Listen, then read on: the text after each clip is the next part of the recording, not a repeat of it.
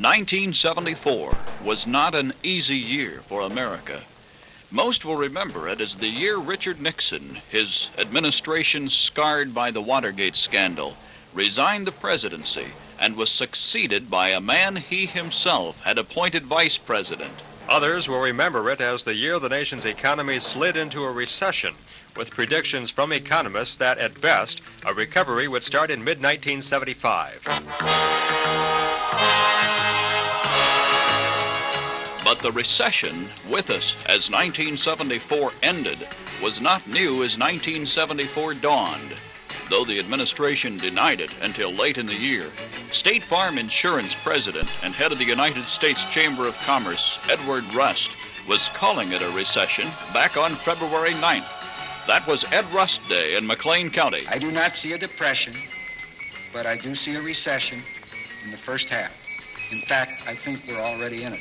Rust was speaking to the annual Association of Commerce and Industry dinner and predicted more unemployment, but he joined most of the nation in underestimating 1974's inflation rate. We probably have an overall increase in the neighborhood of 8.5% for the year. The day one could buy gasoline at 30 cents a gallon was gone. Gas prices skyrocketed early in the year. On one day, the pump price of gas jumped a dime a gallon at area service stations. But at least area drivers didn't have to wait in long lines that appeared in other parts of the country. The soaring price of gas and the slower 55-mile-per-hour speed limit were protested by both commuters and truckers, with truckers finally walking out on strike. And the strike affected Central Illinois. The halt and delivery of raw materials led to a layoff for 1,600 Eureka Company workers February 4th. And shoppers noticed the strike as some of the items they usually purchase just weren't within reach on grocery shelves. And striking truckers had a direct impact on area truck stops. The manager of Normal's Mid-State Truck Plaza, George Southwick, yielded to pressure at first, closing for 72 hours. But then he began pumping diesel fuel again. Well, it was either close up altogether or open up altogether, one or the other. I'd have to lay off about 50 people if I close up. This, despite the urging of a representative of a truckers' trade magazine who called for support. He wanted us to close down, keep it closed down. No matter how long it takes, he said it took 45 days to keep it closed down, which we couldn't possibly afford that. But the Dixie at McLean chose to remain shut, as manager Charles Beeler explained. We're tolerant of the problem facing the truckers and the trucking industry. This, along with indications of violence, might erupt if we didn't close down, led us to make this decision. Beeler claimed nobody told him to shut down the Dixie. We had indications through the local police bodies that there could be violence erupt if we didn't close down, and this is what helped us make our decision. But the threat of violence was there, and Don Newberg captured it from a WJBC mobile unit. Well, I'm traveling Route 66, and there are at least 8 trucks that belong to a firm in Tulsa, Oklahoma that are moving along in a convoy. 3 of them have been separated from the other 5, and those 3 are slowing down, and they're waiting for them to come near the stoplight at Morris Avenue. They're traveling in a convoy. The rising cost of living promoted labor leaders to demand bigger wage settlements for union members. But in the face of the economic downturn, most firms were reluctant to meet the demands. A multitude of strikes hit the nation, and area residents also marched the picket lines. It began here on March 1st. 260 Modine manufacturing workers walked out of Bloomington's 2 plants, and they didn't return until 10 weeks later. In early June, 25,000 construction workers in the southern 2/3 of the state were idled by a Teamsters strike. Among the projects delayed was one that had just gotten off the ground, a new $8.25 million county law enforcement center and jail. Other projects halted included the new downtown Bloomington parking garage, an airport fire station, 2 Unit 5 schools, the new Bloomington post office. All these and others around the county were at a standstill for the 38 days of work stoppage. Glaziers also struck, and employees at the Bloomington Ralston Purina plant walked off the job for nearly a month. There were also month-long Teamster strikes at Bloomington's General Grocer Company and the Pepsi-Cola plant. Bloomington's police officers, stifled by a state law prohibiting them from leaving their jobs, grew beards in protest, while contract talks continued for nearly 5 months after their old contract expired. And then for 25 days, beginning in late October, management at the Bloomington-based General Telephone Company strung line wire and sat in for operators, while 2,900 workers around the state refused to work. When a new contract was approved on November 20th, General Tel Vice President David Anderson explained the wage increase provided by the new contract. The new two-year contracts include wage increases averaging 27.4% over the 2 years for the service, construction, and supply workers. The operator and business office employees will receive an average wage increase over the 2-year period of 29.3%. McLean County farmers weren't sheltered from the economy. As their fuel, fertilizer, and equipment costs rose, the weather added another blow. In fact, many central Illinois farmers had to struggle to make ends meet. Heavy spring rains delayed planting, and following one 5-inch weekend downpour that left water standing everywhere, Civil Defense Director L. Thomas assessed the situation. There are many, many farmers around the county, I'm sure, that are hit rather drastically, real hard, on account of the lack of income that they're certainly going to have. Some of them don't have their crops planted, but more in our line of work is the townships, small political subdivisions, the communities that might have road or bridge damage or damage to public property. The spring and early summer rains were followed by no rain at all, drought. July was the driest in 27 years. Some of the corn and soybeans that did mature were nipped by an early frost. County Agriculture Extension Advisor Gene Mausbecker evaluated the crop year. Well, it was a very frustrating year for farmers, to say the least. From the standpoint of the economics of it, yield-wise, of course, our yields are down. Over the past 3 years previous to this particular year, say for instance for corn, our average corn yield was in the area of about 120 bushels per acre. I'm not sure what it'll be this year, but I suspect it'll be in the low 90s. So from the standpoint of yield, certainly the weather had a terrific toll on the yields of corn. The same thing was true of soybeans. Our 3-year average on soybeans previous to this year was about 40 bushels per acre, and this year I would judge it'll be in the low 30s. So for both crops, we're somewhere between 25 to 30% off of the average yield. The drop in production came at an unfortunate time. Millions were reported starving in faraway countries. They looked toward the industrialized world for help. A World Food Conference was called in Rome late in the year. Among the observers, Harold Steele, president of the Bloomington-based Illinois Agricultural Association. From the short range side, we do have a commitment for the current year. This commitment, I think, is realistic. I think it's certainly on target. It was carefully planned by Secretary Butts, Secretary of State Kissinger, and the President. The delegates from the United States stayed by their original decision. Long term, however, I see an entirely different picture. I certainly believe that the farmers of Illinois will have a great challenge in the years ahead in trying not only to feed the people in our own country, but the expanding population across the world.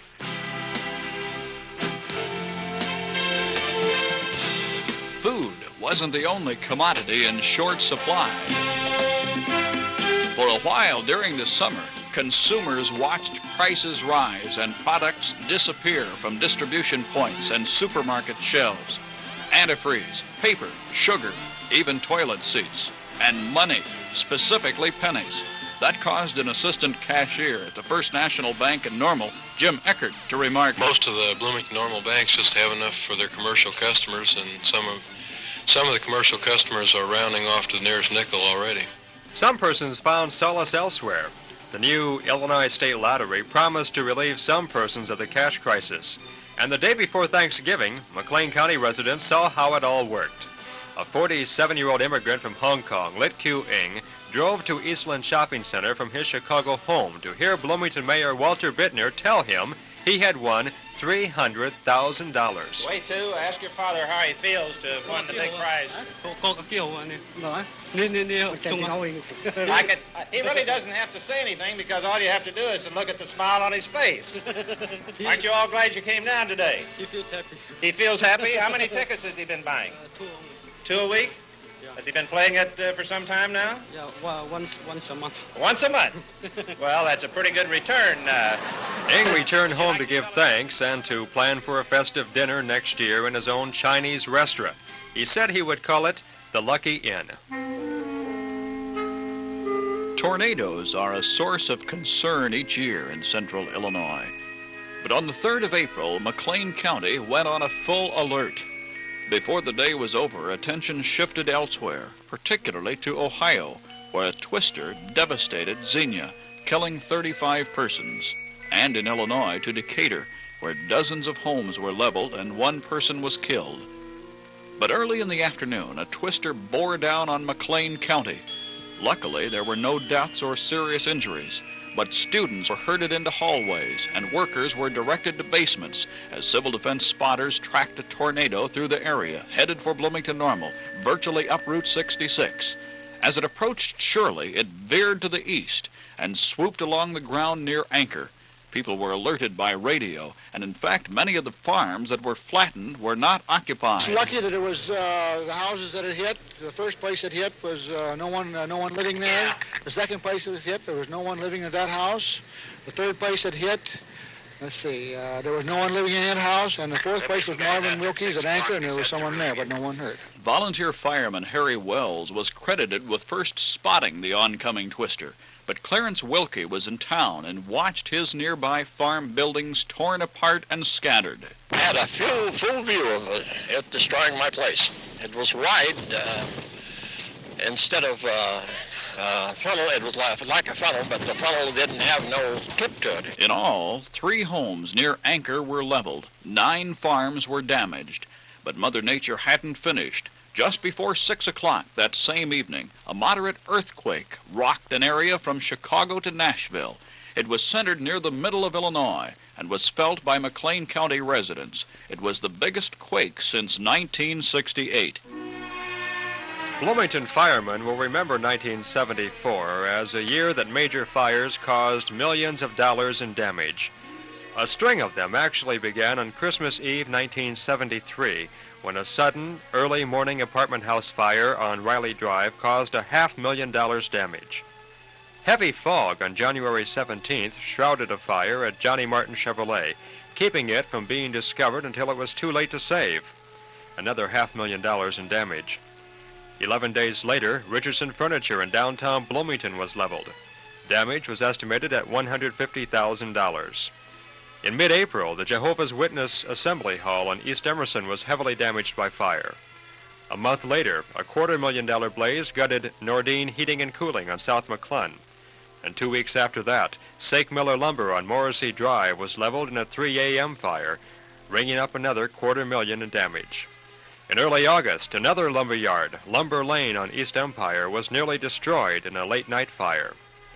On November 23rd, 4 businesses and a family of 4 children were burned out in a fire in the 400 block of South Lee. Arson was suspected in many of the blazes. While most fires resulted only in property loss, one Bloomington fire resulted in loss of life. A faulty television was believed to have sparked an early morning blaze in South Low that claimed the lives of a resident, 80-year-old Minnie Gutschall, and 2 relatives visiting from Colorado. One of them, a 7-year-old girl. Despite all the fires, Bloomington residents were fortunate. There was one fire that could have caused the greatest loss, but didn't. That was on February 20th. It was 35 minutes after midnight, and most persons in Bloomington Normal were asleep. Seconds later, much of the city's southeast side was wide awake as a terrific explosion rocked the Hicks gas plant along Morrissey Drive. The blast was heard for several miles. Windows were shattered a half-mile away, but there were no injuries and no deaths.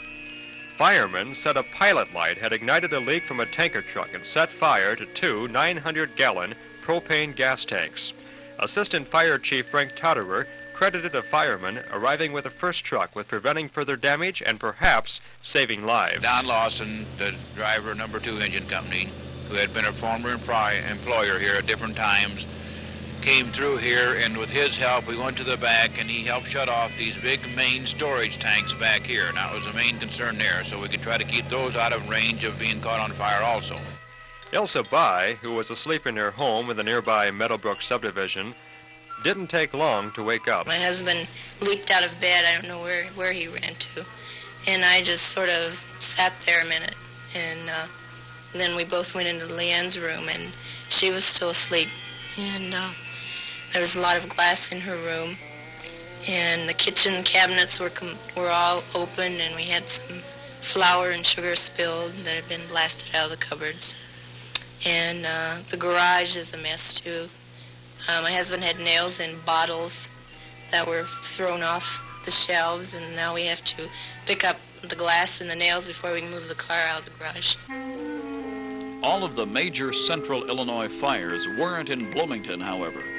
The worst occurred July 17th, when an explosion and fire at the Decatur rail yard killed 7, hurt 120, and led to the evacuation of 30,000 persons. A month later, 7 persons, including 4 children, died when fire swept their 2-story farmhouse northwest of Flanagan. Dead were 26-year-old Michael Kovacevic, his wife, 2 children, and 3 cousins. An overloaded fuse box was blamed. On June 18th, the late morning calm of Gibson City was shattered when a quick pair of explosions ripped apart a gasoline bulk plant and threatened the entire business district. Neighboring fire departments, including one from Chanute Air Base, finally contained the blaze, but the bulk plant operator, Warren Nally, died later of burns he had sustained.